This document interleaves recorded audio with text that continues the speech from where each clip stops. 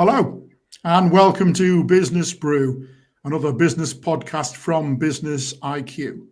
Our very special guest today, Sharon Lane, MD of Tees Components. Hello, Sharon. How are you doing? Hello, Mike. I'm very well, thank you. Are you?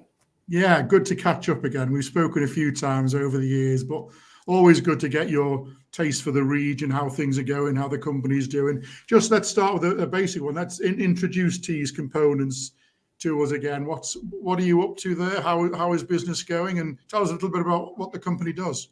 Yeah, absolutely. So Tees Components is a heavy engineering subcontractor. We're a family business and we're based in a village called North Skelton, which is in East Cleveland, which is a really well-kept secret in Teesside. We specialise in heavy machining services, so particularly very large turning and milling work that we do, and also refurbishment work, blasting, painting, different subcontract engineering. And we also have our own product, which is Tees White Gill. So that's a ship's thruster, which we design and manufacture, complete ourselves. And that's installed in various vessels around the world. And then we go out and support the thrusters as well and go into dry dock with the ship operators and make sure that everything's running smoothly as well. So that side of the business is almost all export work. So a really good mix of engineering expertise, I think, that we work hard to protect and to grow. I mean, I've been there to the yard a couple of times. It's an amazing place. Some of the pieces in there are just absolutely mind-boggling. I mean, it's not, it must be just about a year since the extension. So since you were sort of marking the 60th anniversary of the company, I presume as the markets and what you're doing changed sort of radically, or has it basically been the same sort of thing over those time? Yeah, I think in terms of the markets that we're in, it's been fairly steady. I think that the sectors that have dipped in the last year or so, construction, for example, we weren't particularly working heavily in that sector anyway. So we've been pretty lucky that we've certainly been kept very busy with what we're doing. And we're seeing really strong demand for what we do, which I think is because we adapt and because we're prepared to look at individual engineering projects. And if there's only one of something, but it's important and it's complex and it has to be right, that's right up our street. That's what we do. I think you've got the reputation, obviously, for absolute precision, because even looking at some of the videos on the site, you know, the tolerances that you're working to are just sort of mind-boggling. But once people realize you can do that and you have the skill to do that, they just want to keep coming back to you. That's having the right skills in place, I suppose. Yeah. Luckily, I think we do have that reputation, and we've worked hard at trying to retain that. It's about the people, absolutely, and the knowledge and experience we've got. It's also about the equipment, you know, and we've invested heavily in the last 15 years in the latest equipment, not just the machine tools, but the measurement equipment, the metrology to be able to prove it. You know, it's one thing doing it and saying we've done it, but we've got to actually prove that as well. So we've had that heavy investment. We've been fortunate that we've been able to benefit from funding over the years as well. We did a project last year with the last of the ERDF funding before that closed, so that we could add some further capacity there as well. And in our business, you know, you just do have to keep that continual investment in modern equipment as well. Yeah, that continual investment, I know it's an absolute passion of yours as well, is the young people coming into the industry. I mean, I presume that's still the case now since we last talked, that bringing, let's look ahead to the next 60 years of Tees Components, that bringing in those right sort of people, giving them the right training, offer them careers, that's always been a very central thing for you, hasn't it? Yeah, it has. Do you know what? Even with everything that we've done in terms of apprentice training, we still find it really difficult. We still have vacancies that we can't fill. Because we're growing all the time as well. So we opened our apprentice training facility in late 2019, and we had really sort of strong plans for how we were going to quickly grow that and really develop more young people. And then, of course, we had COVID, so we didn't stop, but we slowed down significantly from what we planned. And then in the last couple of years, we've really ramped it up again, and we've had that growth. So we started 2 machine shop apprentices a couple of years ago, 4 last year. We're starting 6 this year.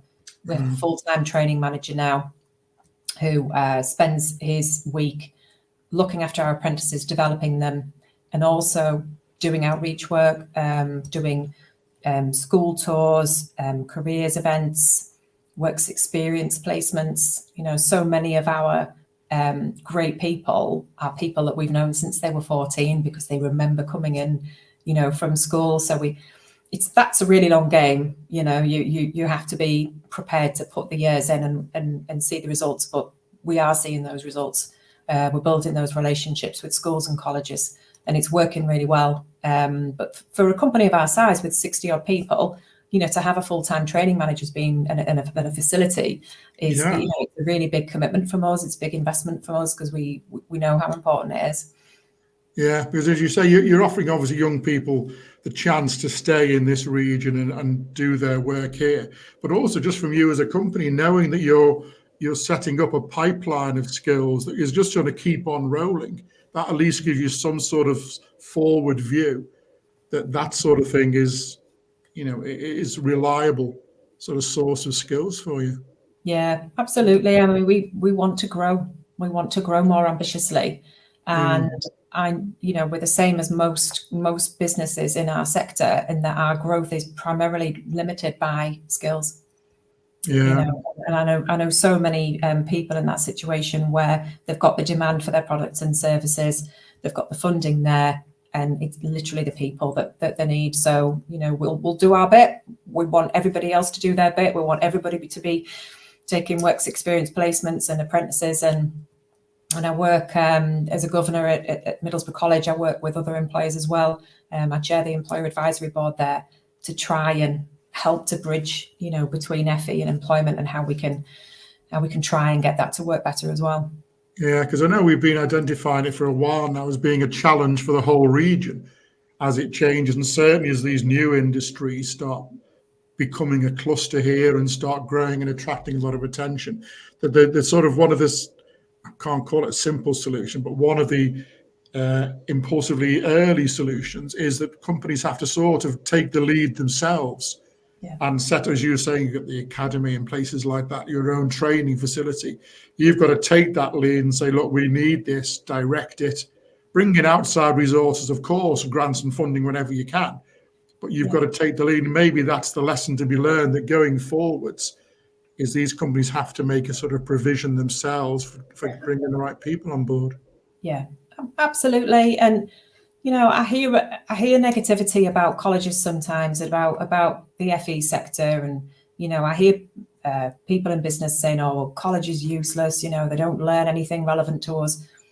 Well, increasingly now, you know, if you're succeeding in engineering, it's because you're doing something that's pretty niche and you're doing it really, really well. Because anything that was straightforward has gone into low-cost countries anyway, and you can't expect that college is going to have the resource and the facilities and everything to be able to meet your training needs. So yeah, you do, as an employer, even as an SME, you have to step up, you have to meet them and halfway and say, right, you can provide this foundation, and then we're going to have to give that additional training. And sitting back and kind of complaining that you're not being delivered a fully trained, you know, experienced apprentice that meets your individual business needs, it's just not helpful. We just got to be more positive than that. Yeah, absolutely right. Certainly since we last talked, the region has changed. Well, the national government has changed, of course, and the region now has its own another combined authority. What's your view, sort of from a national and local point of view? Do those sort of things make a direct difference to what you do? Yeah, I mean, I think as soon as the election was called, it felt like the national economy was on pause. It feels like those big investment decisions, the big capex, is probably still waiting until the budget. I'm really optimistic that this government will have a 5-year plan that will give certainty. And I think as an owner manager, even if it's bad news, and even if it's not what we would have wanted, at least we will know what it is, and at least we will feel reasonably confident that we're going to have the same Prime Minister and the same Chancellor for a number of years. and even with, going back to the skills and FE and everything else, the same education secretary for a number of years. And we haven't had that stability for such a long time. And it's been so difficult to make any plans because we've had those external huge changes like COVID, the energy crisis following Ukraine invasion. But we've also internally had so many major changes. I can't remember how many chancellors, how many, So I think having that stability of leadership, regardless of your political colours, has to be a good thing. And I think we're all just looking forward to that, that budget coming out, just to, we know where we are, we know what we've got to plan around, and they just need to lock that in and we can get on with it. They sound a lot more positive about having an industrial strategy. We haven't had an industrial strategy for a long time. The last government didn't believe in it for a long time. And it's like anything, if you're not setting your goals and setting out your roadmap of how you're going to get there, it's not going to happen. So the idea of having a joined up plan of infrastructure and skills and investment incentives that we need for our industry in this country is brilliant. We haven't seen it yet.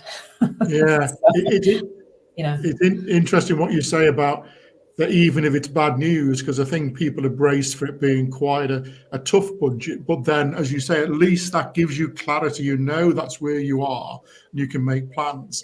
But yeah, I suppose that's like when you're running any business, okay, there's going to be some tough decisions, there's going to be some tough things coming our way. So you plan for them and you work through them. Yeah, I mean, I think regardless of who'd won the election, I think we would have seen ways of government getting more money into the coffers, because that's what they need to do right now, and I think that's kind of inevitable. What's important is that this long-term plan for our economy and how that's going to be put in place, and I'm just hopeful that we get some certainty there. Yeah, hopefully so. What's your take on it sort of more regionally, Sharon? We've got a new combined authority.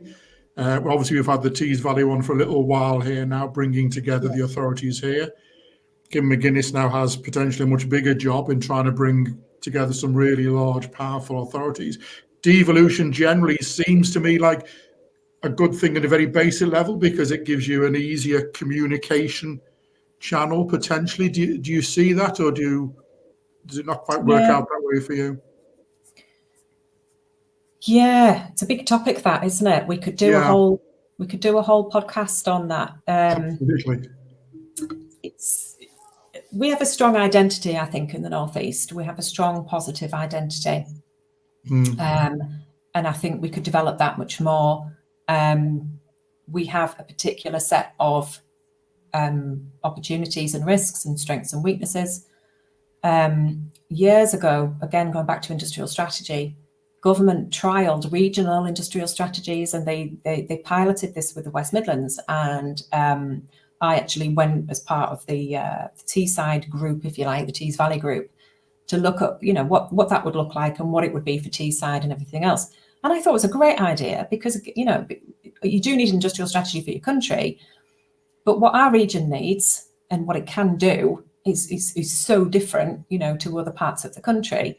Yeah. So giving more power to our leaders and letting us have the opportunity to be in charge of our own destiny, moving that away from that, that traditional Whitehall London centric focus, would be fantastic, and to genuinely start to try and level up and give us the power to be able to do that would be fantastic. The risk of it, the downside is that you become really inefficient, because you've got your different regions, all of your different regions, all doing the same amount of overhead and admin and everything else that actually you could have done centrally more efficiently. So pros and cons. The gap between the Northeast and London Southeast now, it's just so much bigger, isn't it, than it used to be. When I travel to London now, every time I go, I feel that gap is getting bigger before my eyes, and I want our region to be better. I want it to be able to retain that wealth and build on it. And we've just gone in the wrong direction, haven't we, for quite a few years? Yeah, I think we're in a position now where we've tried regional devolution, and we like it. We quite like the idea that we're getting that control, and I think now it's maybe that we're hungry for more, and the more they give us, the more and more we get control of education budgets, transport, and that sort of thing. Then maybe that's what we want, and encouragingly, we feel confident enough to ask for it or demand it. We say, yeah, we're not frightened of it now. We can run things, and even, as I say, Kim up in the Northeast Combined Authority has a huge task in front of her. But sort of there's a bring it on mentality at the moment. Absolutely, yeah. Whatever you want, bring it here. We can cope. I think that's a really valuable thing for us at the moment, the position we find ourselves in. Yeah.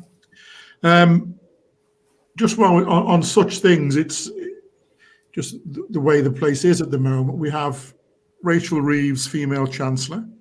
We have Kim McGuinness, of course, female leader of the Northeast Combined Authority. I'm not sure where we are. Does that make a difference? Is that a thing that we should particularly, maybe we shouldn't mark that out as a bit of a landmark, because maybe why on earth shouldn't it be that? We're still in that sort of slightly strange place, maybe, that should we applaud that and say, oh, how fantastic, and it's a step forward, or should we say it's absolutely so it should be? Yeah, it's difficult, isn't it? It's kind of, you shouldn't, when it's no longer a problem is when we're not talking about this anymore, isn't it? And you just don't even notice it. I think the idea of having a diverse leadership team, I really like, to see a diverse cabinet and a stable cabinet, and think that, I think, we don't need to go through all of the research and all of the evidence that a diverse team is much more effective. And again, I think we saw through COVID how decision making by quite a narrow cross section of society had those sometimes adverse effects, because even if people genuinely thought they were making the right decisions, if you don't have diversity in the room when you're making those decisions, you just won't be able to make them truly representative of the people. So I'm really all for that, and I think that a really sort of healthy team just would be more diverse generally. So I think that's a great thing, and it's good for our girls to see those role models. So yeah, definitely a good thing. Yeah, I mean, I think you're clearly one of them, Sharon. In a few years ago, woman running an engineering business just seemed a challenging thing, and now it's the absolute norm. Sharon Lane is T's Components, and that normality is the biggest weapon of all, isn't it? They've been able to say, well, yeah, of course. And as you say, the young people coming through colleges and universities now are going to be looking for people and saying what is possible, what's allowable now. And it's just absolutely no barriers at all. Whoever you are, whatever your background is, you go for whatever you want. Yeah, I mean, I've definitely noticed that in my career. I've definitely noticed that the reactions that I used to get when I sort of said what I did just aren't there anymore.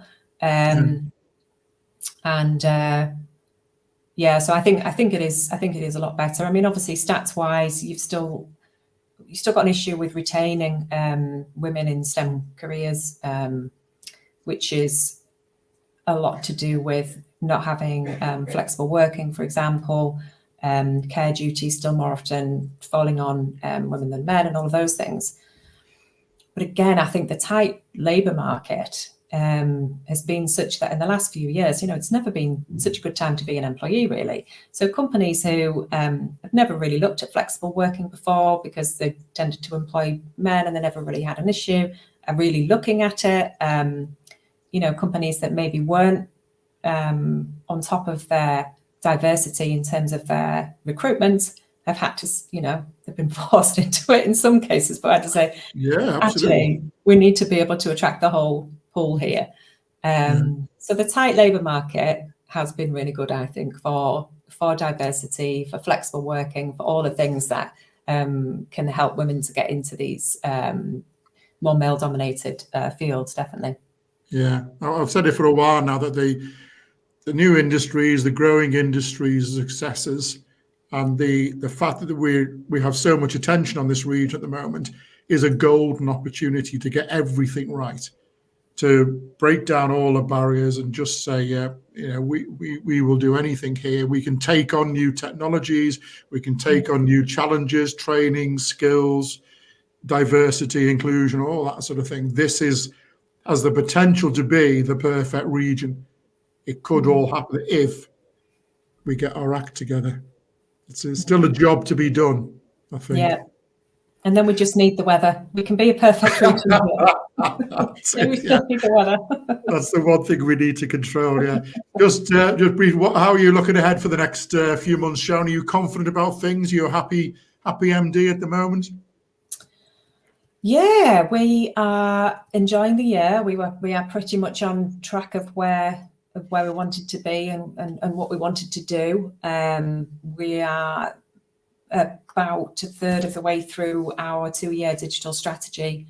So we're having so much fun looking at all of our processes, looking at everything we do and seeing how we can digitize it, which means bringing in new tech, training, lots of learning. We've had company-wide AI training, which has just been fabulous. And part of this is so that we can get our productivity up, we can provide more value to our customers. But big reason for it is just, it's more fun. And we are making it more fun for people to do their jobs.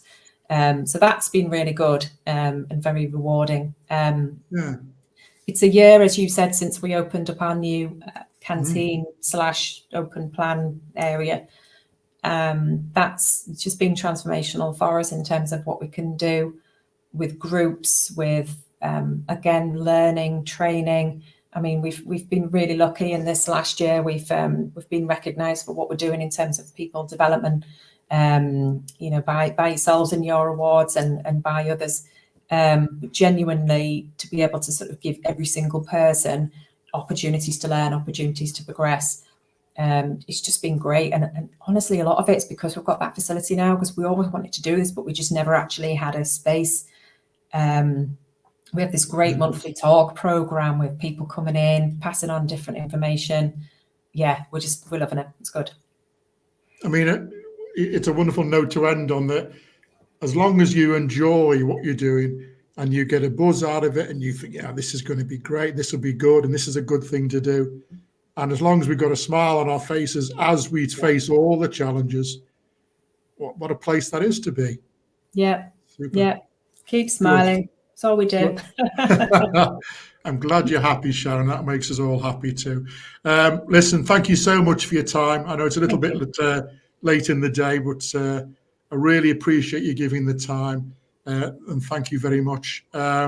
This is Business Brew, the business podcast from BUSINESSiQ. Very many thanks to Sharon Lane, MD of Tees Components, for giving up her time. Thanks, Sharon. We'll catch up again soon. Thank you very much.